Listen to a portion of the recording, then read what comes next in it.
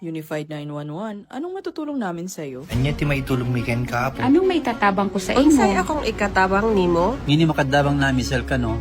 Sa anumang wika o dialekto, may tulong na darating sa iyo.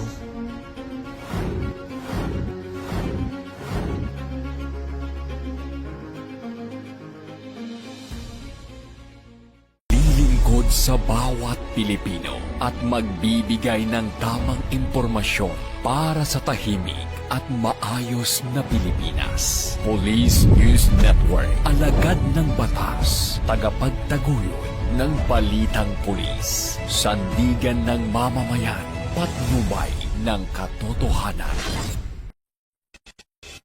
Na Kampo Krame, maghahatid ng pinakahuling kaganapan at nagbabagang balita. Ito ang PNN Police News Network.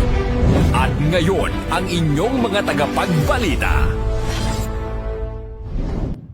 Magandang araw, Bagong Pilipinas. Ako ang inyong alagad ng batas, tagataguyod ng Balitang Pulis, Patrolwoman Sari Bernales. Maghahatid sa inyo ng tamang balita, kwento ng pulis at serbisyo para sa mamamayan. At ito ang PNP News Online, ang pangunahing balita ng Police News Network. Alagad ng batas, tagataguyod ng Balitang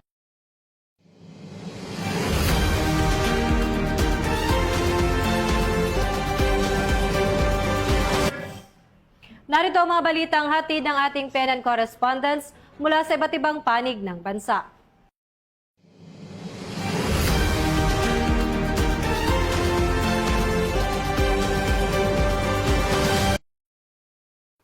Muling ipinamalas ng Revitalized Police sa barangay o RPSB team na binubuo ng mga tauhan mula sa Tubo Municipal Police Station, katuwang ang Abra 2nd PMFC sa isang lokal na magsasaka sa barangay Dilong, Tubo, Abra, noong 5 ng Mayo taong kasalukuyan.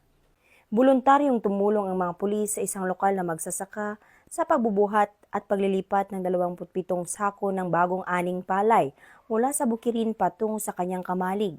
Tinatayang mahigit sa kalahating kilometro ang layo nito at may paakyat na daan, dahilan upang maging mas mahirap ang gawain.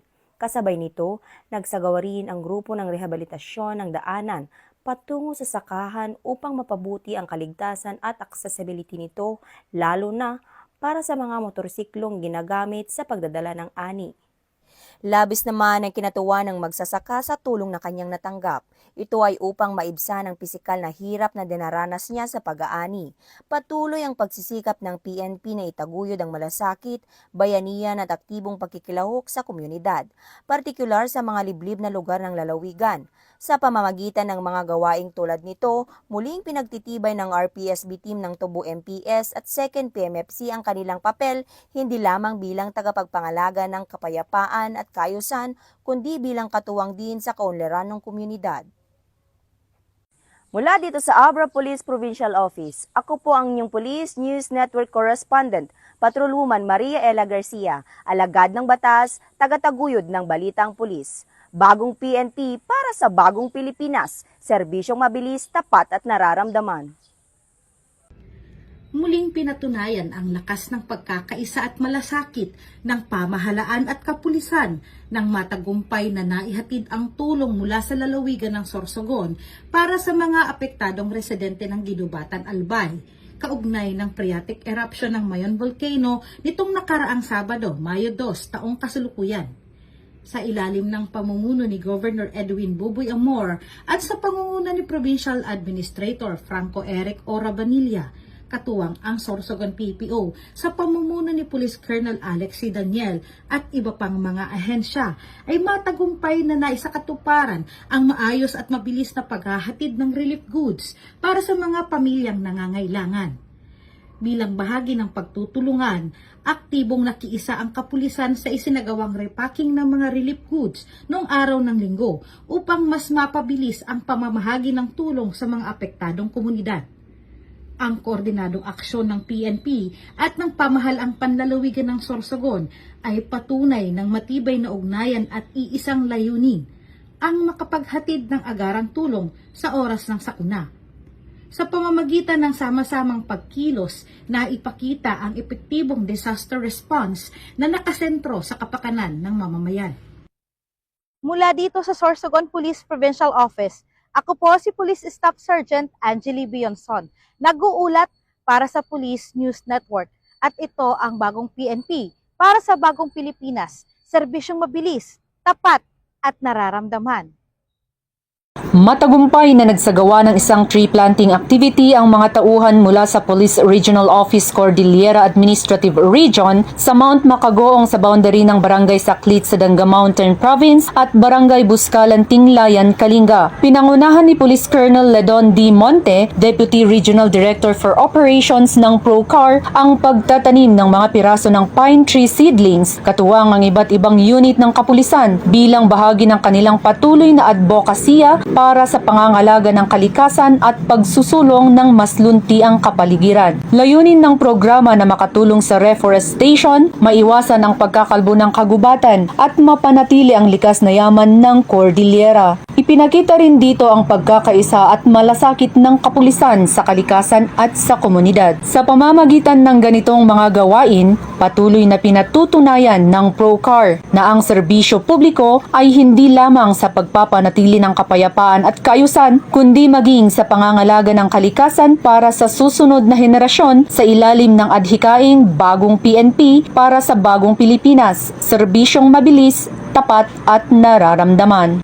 Mula dito sa rehiyon ng Cordillera, ako ang inyong PNN correspondent, Patrolwoman Lizelle Digman, alagad ng batas, tagataguyod ng Balitang Pulis.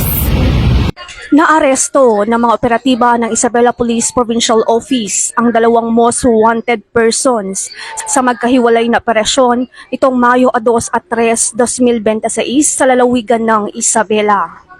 Sa Barangay Rizal Rojas, Isabela, alas 10 ng umaga nitong Mayo 2, naaresto si alias Lucas, 31 anyos, top 6 most wanted person sa kasong 2 bilang ng rape at 2 sexual assault sa ilalim ng Article 266 at Article 266A ng Revised Penal Code kaugnay ng RA 7610.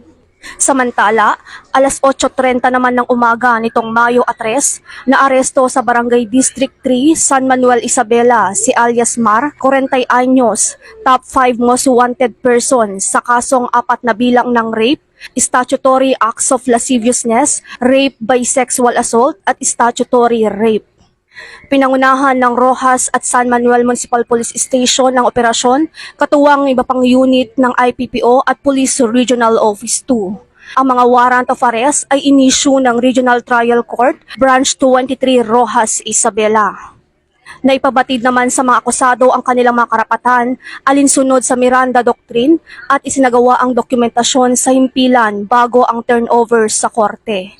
Ayon kay Police Colonel Manuel B. Biringas, Provincial Director ng Isabela PPO, patunay ang pagkakaaresto sa 2 most wanted persons ng dedikasyon ng kapulisan sa pagpapatupad ng batas. Patuloy naming paiigtingin ang operasyon upang mapanatili ang kapayapaan at seguridad sa Isabela. Mula rito sa Isabela Police Provincial Office, ako po ang inyong PNN correspondent, Police Corporal Sara Jane B. de la Cruz, nagbabalita para sa Police News Network, alagad ng batas, tagataguyod ng Balitang Pulis.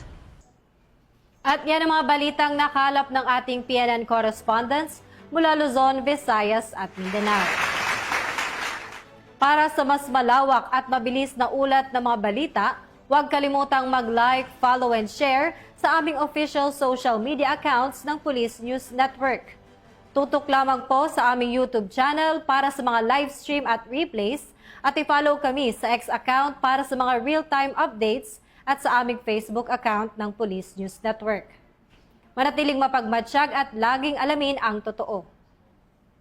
Sa ngalan ng pamunuan ng Philippine National Police sa pangunguna ni Chief PNP, Police General Jose Melencio Nartates Jr. at sa pamumuno ni President Ferdinand Bongbong Marcos Jr., kami ay maglilingkod sa bawat Pilipino at magbibigay ng tama at balanseng balita. Mula rito sa tanggapan ng tagapag-ugnay ng Pambansang Pulisya, ako ang inyong alagad ng batas, tagataguyod ng Balitang Pulis, Patrolwoman Sari Bernales. Maghahatid ng tamang balita, kwento ng pulis at serbisyo para sa mamamayan. At ito ang PNP News Online, ang pangunahing balita ng Police News Network. At ito ang bagong PNP para sa bagong Pilipinas, serbisyong mabilis, tapat at nararamdaman.